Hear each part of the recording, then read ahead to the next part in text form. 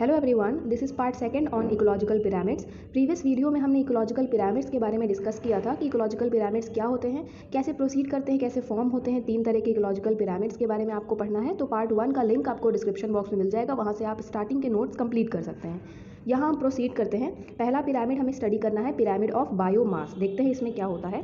It shows the total dry weight and other suitable measures of total amount of living matter. Pyramid of biomass में mainly हमें इस pyramid में animals का या organism का biomass का कंटेंट उसमें रिप्रेजेंट करना रहता है। ठीक है, पहले आप समझ लेंगे इकोलॉजिकल पिरामिड्स क्या होते हैं, तभी आप समझ पाएंगे कि इनकी 3 कैटेगरी किस बेसिस पे डिवाइड करी गई है। तो यहाँ पे हम एनिमल्स में या ऑर्गेनिज्म में कितना लिविंग कंटेंट होता है, कितना लिविंग मैटर होता है, कितना बायोमास होता है, उसकी कैटेगरी में हम पूरे पिरामिड को फॉर्म करते हैं, रिप्रेजेंट करते हैं। फिर देखते हैं the pyramid of biomass in different type of ecosystem. Means अब तरह तरह के इकोसिस्टम होते हैं। इकोसिस्टम पे भी आपको मेरे चैनल पे वीडियोस मिल जाएंगे, लिंक मिल जाएगा आपको डिस्क्रिप्शन बॉक्स में, वहाँ से आप इकोसिस्टम पूरा अच्छे से पढ़ सकते हैं। तो इकोसिस्टम जब डिफर करता है तो पिरामिड ऑफ बायोमास भी डिफर करता है। कैसे डिफर करता है? अब इकोसिस्टम पे डिपेंड करता है कि वहाँ इकोसिस्टम कैसा है, फूड चेन कैसी है, तभी डिपेंडेंट हमारा पिरामिड बन पाएगा। देखते हैं टेरेस्ट्रियल इकोसिस्टम में।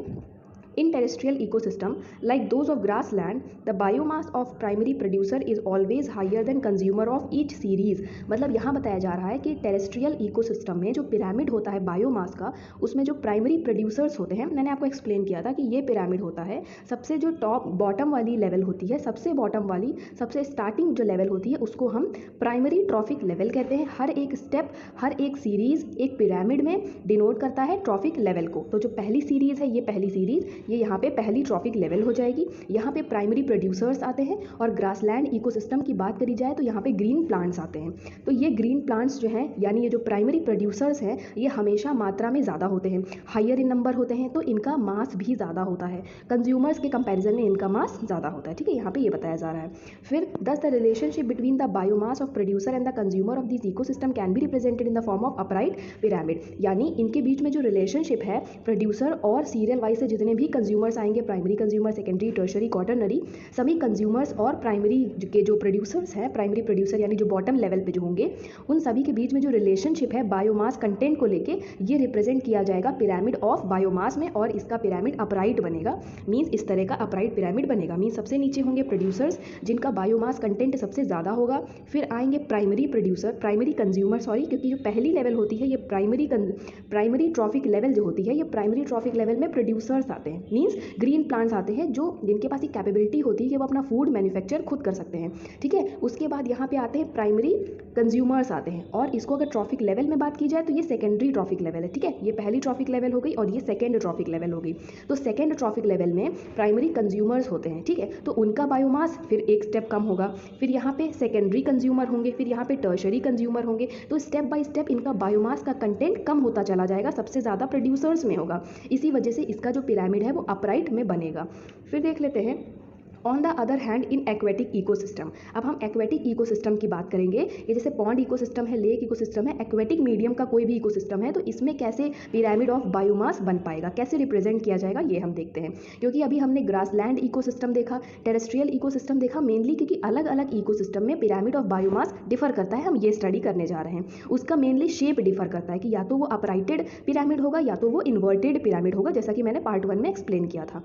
तो यहाँ पे एक्वेटिक में देख लेते हैं, लाइक दैट ऑफ पॉन्ड। तो यहाँ पे हम पॉन्ड इकोसिस्टम में डिस्कस करने जा रहे हैं। The biomass of diatoms and phytoplanktons, the primary producer is very little in comparison to small herbivore fishes the primary consumer. मतलब यहाँ पे बताया जा रहा है, यहाँ का जो पिरामिड है उसमें जो बेस लाइन होगी वो सबसे कम होती है। मीन्स कम कैसे होती है? अब यहाँ पे हम पॉन्ड इकोसिस्टम की बात कर रहे हैं। ठीक है, पॉन्ड इकोसिस्टम में जो डाई एटम्स होते हैं या जो फाइटोप्लैंक्टन्स होते हैं, वो बहुत ही छोटे छोटे क्रिएचर्स हैं जो है सनलाइट को एब्जॉर्ब करके अपना खाना खुद बनाते हैं, और वो एक्वेटिक इकोसिस्टम में प्रोड्यूसर का रोल प्ले करते हैं। तो ये प्रोड्यूसर्स हो गए एक्वेटिक इकोसिस्टम में, लेकिन इनका जो मास है वो बहुत ही कम होता है। तो बायोमास कम होने की वजह से ये पिरामिड इन्वर्टेड बनना स्टार्ट हो जाता है। ठीक है, फिर यहाँ पे कम बनेंगे, little in comparison to small herbivores. अब जो पॉन्ड में जो फिशेस अवेलेबल है डाई एटम्स और फाइटोप्लैंक्टन्स के कंपैरिजन में उनका बायोमास कंटेंट ज़्यादा होगा। तो जितनी भी हर्बीवोर फिशेज हैं जो प्राइमरी कंज्यूमर होंगी वो उनसे ज़्यादा होंगी बायोमास कंटेंट में। ठीक है, फिर देखते हैं फीडिंग ऑन देम, जो कि उन्हीं पे फीड करती हैं, डाई एटम्स और फाइटोप्लैंक्टन्स पे।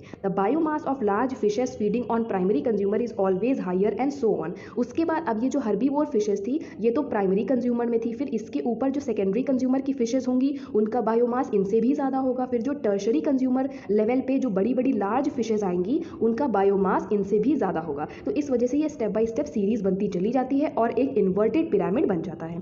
So the producer biomass is least, यानी जो प्रोड्यूसर्स थे एक्वेटिक इकोसिस्टम में डाई एटम्स और फाइटोप्लैंक्टन्स, ये जो प्रोड्यूसर लेवल पे है ये सबसे कम है। कम क्यों है? क्योंकि ये छोटे छोटे क्रिएचर्स हैं और इनका बायोमास बहुत ही ज़्यादा कम है। फिशेज हैं उनका बायोमास ज़्यादा होगा, फिर और बड़ी फिशेज है तो उनका बायोमास कंटेंट और ज़्यादा होगा, और जो एकदम लार्ज फिशेज हैं तो उनका बायोमास कंटेंट और ज़्यादा होगा। तो एक्वेटिक इकोसिस्टम में बिल्कुल ही अपोजिट पिरामिड बनता है, ये आपको समझना होगा।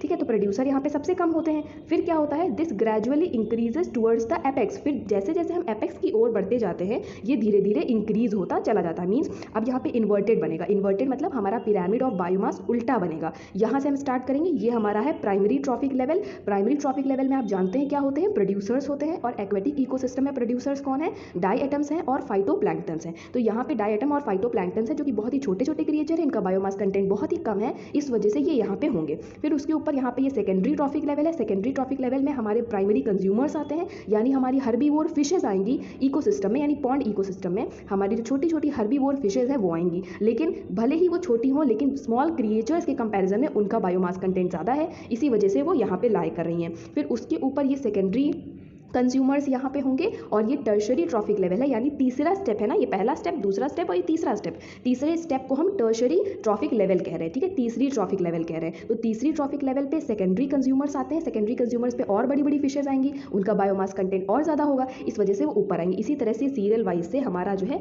बनता चला जाता है pyramid of biomass aquatic ecosystem में, जो कि इन्वर्टेड बनता है यानी उल्टा बनता है। आपको ये समझ में आ गया होगा कि ये इन्वर्टेड क्यों बनता है, क्योंकि जो सबसे नीचे प्रोड्यूसर्स होते हैं किसी भी पिरामिड में, सबसे नीचे प्रोड्यूसर्स को ही आपको रखना है। तो जब पॉन्ड इकोसिस्टम में प्रोड्यूसर्स ही इतने छोटे छोटे क्रिएचर्स हैं, उनका बायोमास इतना कम है, इसी वजह से उनको हम एपेक्स के फॉर्म में दिखाते हैं, यानी कम क्वांटिटी में दिखाते हैं। जैसे ये कम है ना एरिया इसका, इसका फिर बड़ा, फिर सबसे बड़ा एरिया इसका, यहाँ पे लार्ज फिशेज आएंगी जिनका बायोमास कंटेंट यानी लिविंग कंटेंट बहुत ज़्यादा है। ठीक, तो यहाँ पे मैंने एक्सप्लेन कर दिया। इन्वर्टेड इन शेप होता है, therefore the relationship of biomass among such type of ecosystem form an inverted pyramid. ठीक है, तो इस तरह के रिलेशनशिप में इन्वर्टेड पिरामिड बनता है। फिर यहाँ आप डायग्राम बना देंगे अपने नोट्स में, ग्रासलैंड पिरामिड ऑफ बायोमास, की ग्रासलैंड में, ग्रासलैंड इकोसिस्टम में कैसा पिरामिड बनता है बायोमास का। यहाँ पे आप फॉरेस्ट इकोसिस्टम में कैसा पिरामिड बनता है बायोमास का ये दिखा देंगे। फिर दिखा देंगे आप लास्ट में पॉन्ड पिरामिड ऑफ बायोमास, यानी एक्वेटिक इकोसिस्टम में पिरामिड ऑफ बायोमास कैसा बनता है? इन्वर्टेड बनता है। इस तरह से आप दिखा देंगे। तो डायग्राम्स बहुत ही इंपॉर्टेंट